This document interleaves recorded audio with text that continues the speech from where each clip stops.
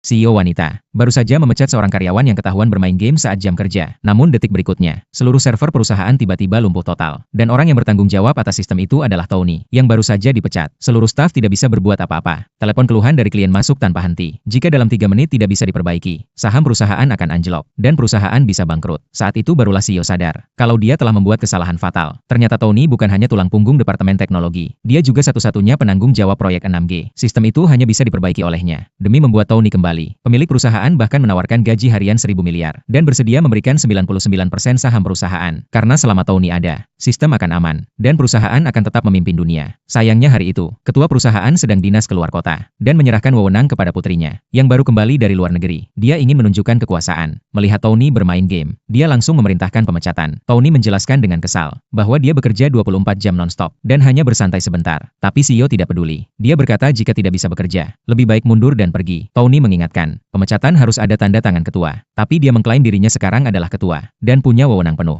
Dia memberi ultimatum. Tony harus keluar dalam 3 menit. Kalau tidak akan dipaksa oleh satpam. Tony melihat dia keras kepala, lalu memperingatkan, jangan menangis minta balik nanti. Setelah itu dia bereskan barang dan pergi. Beberapa rekan ingin ikut, tapi Tony menyarankan mereka pikir 2 kali. Meski begitu, mereka tetap memohon pada CEO agar membatalkan keputusan. Namun dia tetap keras kepala dan mendesak Tony untuk cepat pergi. Begitu Tony pergi, seluruh sistem perusahaan kolaps karena hanya dia yang bisa memperbaikinya. Semua karyawan panik, CEO pun panik. Dia menghubungi pacarnya yang seorang hacker top, yang sudah 5 tahun dia kenal lewat internet. Dia meminta bantuan segera, tapi dia tidak tahu bahwa hacker itu adalah Tony yang baru saja dipecat. Begitu tahu dia butuh bantuan, Tony langsung setuju membantu. CEO dengan gembira datang ke tempat yang dijanjikan dan langsung terkejut melihat Tony berdiri tepat di depannya.